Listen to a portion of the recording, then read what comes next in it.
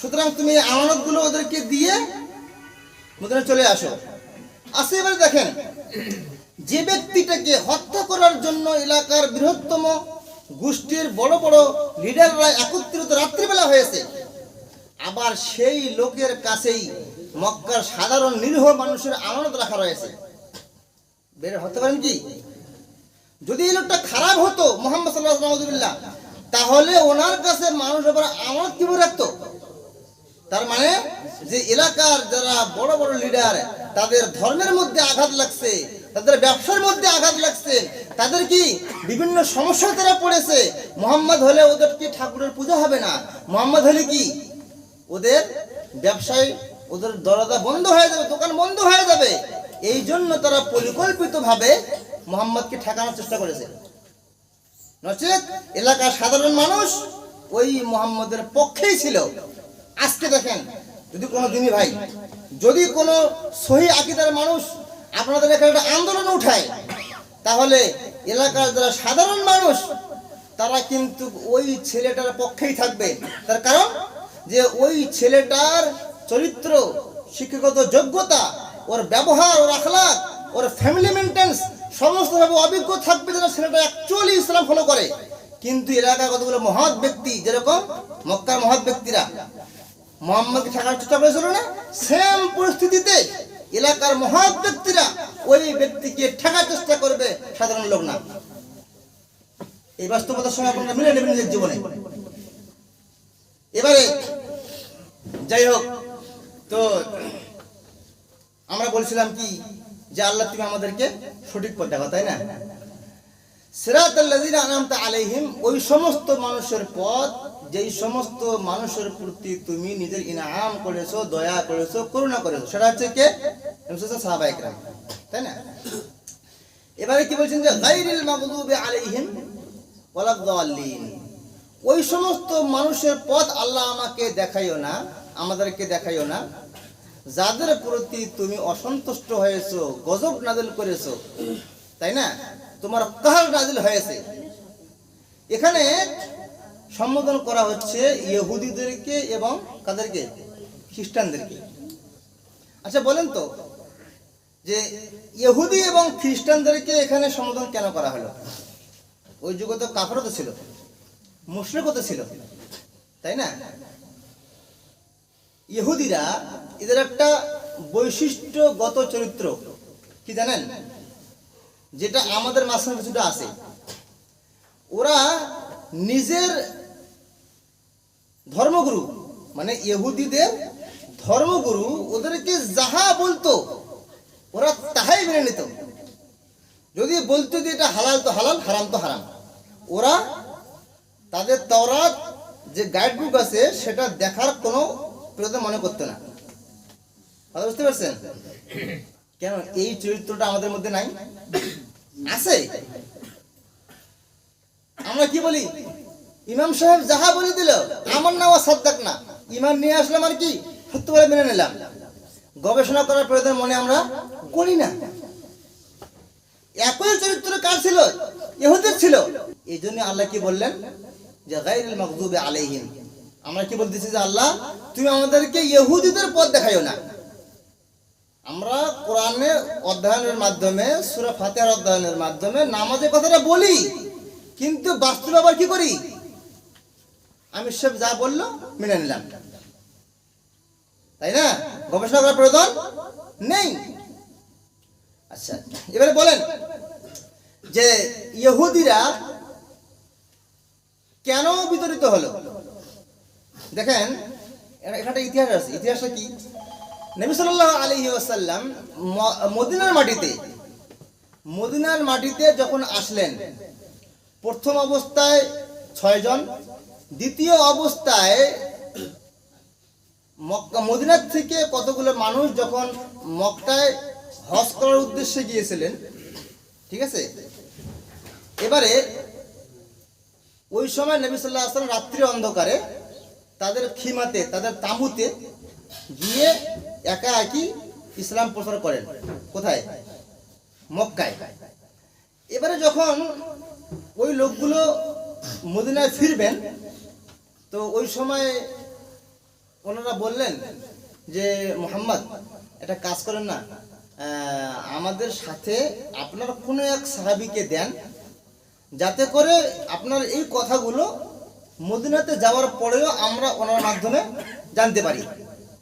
তখন নবী সাল্লাল্লাহু আলাইহি সাল্লাম মুসআব বিন উমাইর রাদিয়াল্লাহু আনহু, এই মুসআব বিন উমাইরকে ওই লোকের সঙ্গে কথা দিলেন, পাঠিয়ে দিলেন মদিনাতে। এবারে এই মুসআব বিন উমাইর যখন মদিনায় আসলেন, তখন ইনি আবার 1 বছরের মধ্যে 70 জন নতুন মুসলিম তৈরি করেছেন। মানে মদিনাবাসী 70 জনকে কি নতুনভাবে ইসলাম গ্রহণ করাইছেন। এবারে যখন এই 70 জন লোককে নিয়ে আবার নেক্সট বছরে হজ করার জন্য মক্কায় যাচ্ছেন এরা, ঠিক আছে। এবার ওখানে যখন গেলেন, তখন আল্লাহর নবীর সঙ্গে কি হয়ে গেল, সাক্ষাৎ হয়ে গেল।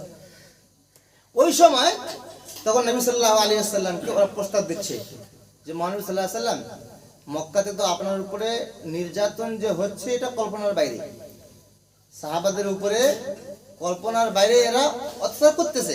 আপনি এক কাজ করেন, আপনি চলে আসেন মদিনায়। কে বললো এই প্রস্তাব? কে দিল? মদিনা থেকে যারা হজ করার জন্য গিয়েছিল মুসআব বিন উমাইরকে সঙ্গে নিয়ে 70 জন মানুষ, এরা এই প্রস্তাব দিল নবী সাল্লাল্লাহু আলাইহি ওয়াসাল্লামকে যে আপনি মক্কায় থাকেন না, আপনি চলে আসেন মদিনায়। আল্লাহ নবী তাই করেছেন, কিন্তু মদিনায় আসছেন না পরবর্তীতে। তাহলে যারাই হকের আন্দোলন করবে তাদেরকে নিজের এলাকা ছাড়তে হবে, এটাই বাস্তবতা। নবী সাল্লাল্লাহু আলাইহি সাল্লাম মক্কা ত্যাগ করেননি, নিজের জন্মভূমি কিন্তু সেটাকে ত্যাগ করেছেন। কিসের জন্য? যে ওনার আন্দোলনটা ন্যায় ছিল, ওখান থেকে এলাকার লোক ওনাকে তাড়িয়ে দিয়েছে, ওনার প্রয়োজন ছিল না মদিনা আসার, কিন্তু নিজের ঈমানকে বাঁচানোর উদ্দেশ্যে উনি মক্কা ত্যাগ করতে বাধ্য হয়েছিলেন, ওনার আসার কোনো প্রয়োজন ছিল না। যাই হোক, যখন উনি মদিনায় আসলেন, তখন এবারে ওনার কাছে 3 রকমের বড় শত্রু। একটা হচ্ছে কি মুনাফিক, আর একটা হচ্ছে কি ইহুদ, আর একটা হচ্ছে কি নাসারা। মানে মুনাফিক, ইহুদি এবং খ্রিস্টান।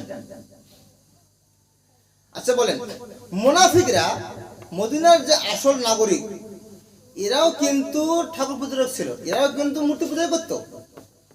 আর এদের সর্দার ছিল কে জানেন? আব্দুল্লাহ বিন উবাই। নবী সাল্লাল্লাহু আলাইহি সাল্লাম মদিনাতে আসার পূর্বে আব্দুল্লাহ বিন উবাই বিন সালুল, যে মুনাফিকের সর্দার, আব্দুল্লাহ বিন উবাই বিন সালুল এ মদিনার গভর্নর, মদিনার হেড অফ দ্য ডিপার্টমেন্ট হওয়ার সিদ্ধান্ত হয়েছিল। কিন্তু যখন নবী সাল্লাল্লাহু আলাইহি সাল্লাম মদিনায় চলে আসলেন, তখন উনি এই পদ থেকে বঞ্চিত হয়ে গেলেন। এবারে বলেন, পদের লোক কার নাই? এবারে এই আব্দুল্লাহ বিন উবাই এ আল্লাহর নবীর এখন কি বন্ধু হবে, শত্রু হবে? শত্রু হবে। সুতরাং আব্দুল্লাহ বিন উবাই বিন সালুল যে মুনাফিকের সর্দার, এর আল্লাহর নবীর শত্রু হওয়ার মূল কারণ এটাই যে আল্লাহর নবী আসার কারণে ওর পথ চলে গেছে। কথা বুঝে গেছে? আচ্ছা, এবারে ইহুদি এবং খ্রিস্টান এরা কেন বিরুদ্ধে গেল?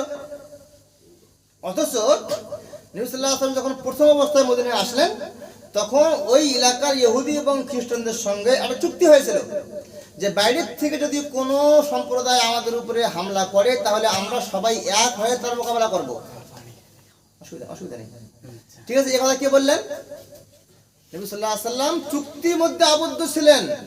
যখন উনি মদিনায় আসলেন, আসার পরে প্রথম যে কাজটা করেছেন, যে মদিনার সমস্ত সম্প্রদায় ইহুদি, খ্রিস্টান, মুনাফিক যারাই ছিল, সবাইকে নিয়ে একটা লিখিত চুক্তি হয়েছিল যে বাইরের থেকে যদি কোনো সম্প্রদায় আমাদের উপরে হামলা করে, তাহলে আমরা সবাই এক হয়ে তার মোকাবেলা করব। এই চুক্তিটাকে প্রথমত অবস্থা ভাঙলো কে? আব্দুল্লাহ বিন উবাই, রাইসুল মুনাফিকিন, মুনাফিকের সর্দার। তার প্রথম কারণ কি? যে ওর পথ চলে গেছে। আচ্ছা, এবারে ওর ভাবনা ছিল যে মুহাম্মদকে যদি আমি ঠেকাইতে পারি, তাহলে আমি গভর্নর আবার হবে এখানকার। সুতরাং ইহুদিদের 3টা ওখানে বড় বড় কি গোষ্ঠী ছিল। একটা হচ্ছে কি বনু নাজির, বনু কুরাইজা আর বনু কাইনুকা। এই তিনটা বৃহত্তম ইহুদিদের কি গোষ্ঠী মদিনায় তৎকালীন বসবাস করে। আর এই তিনের মধ্যে বানু নাজির সবথেকে বড়, আর্থিক দিক থেকে বলেন, শক্তির দিক থেকে বলেন। আব্দুল্লাহ বিন উবাই ও বানু নাজিরের যে সর্দার আছে ওকে গিয়ে বলতেছে যে আমরা তো চুক্তি করেছিলাম ঠিকই, কিন্তু তুমি কি জানো এই মুহাম্মদকে যদি আমরা ঠেকাইতে না পারি তাহলে এমন একটা দিন আসবে যে আমাদের সবাইকে মদিনা ত্যাগ করতে হবে। এবারে বানু নাজির কি করলো, আব্দুল্লাহ বিন উবাই নিজের ক্যাপচারে নিয়ে আসলো। ওই সময় একটা বাহানা বাদলো কিভাবে, যে কিভাবে মুহাম্মদের সাথে ঝগড়া করা যায়। একজন মুসলিম মহিলা বানু নাজির গোত্রের পাশে কোনো এক দোকানে একটা বস্তু কিনতে গিয়েছে, আর ওই মুসলিম মহিলাটাকে তখন বানু নাজিরের একজন মানুষ ধর্ষণ করেছে। ধর্ষণ করার পরে মুসলিমরা এবং ইহুদিরা উভয়ে মারামারি হয়েছে। আর মারামারি হওয়ার ফলে ইহুদির একজন মারা গিয়েছে আর মুসলিমের একজন মারা গিয়েছে। যখন দুই দলেরই দুজন মারা গেল তখন মহানবী সাল্লাল্লাহু আলাইহি সাল্লাম প্রস্তাব দিলেন, যাই হোক মারা তোমাদেরও গিয়েছে, মারা আমাদেরও গিয়েছে, সুতরাং আমরা এখান থেকে স্টপ, আর আমরা আগে বাড়াবাড়ি করব না। তখন আব্দুল্লাহ বিন উবাই কি বানু নাজিরের সর্দারকে উস্কানি দিচ্ছে যে এ বানু নাজির, তোদের কি শক্তির অভাব আছে, তোদের কি অর্থের অভাব আছে, তোরা কি মেনে নিবি? না, মানা যাবে না, এর বদলা নিতেই হবে। আর এটাই হচ্ছে মুখ্য উদ্দেশ্য, এইটাই হচ্ছে মুখ্য কি একটা সময় যে মুহাম্মদকে দুনিয়া থেকে বিদায় দেব, তা না হলে আমরা টিকতে পাবো না এখানে। তখন বানু নাজির কি করলো, নিজের শক্তি এবং নিজের অর্থের বল দেখিয়ে যুদ্ধ করার জন্য রাজি হয়ে গেল। কিন্তু সাহাবাদের ভিতরে কি ছিল, শক্তিকার ইমানের শক্তি।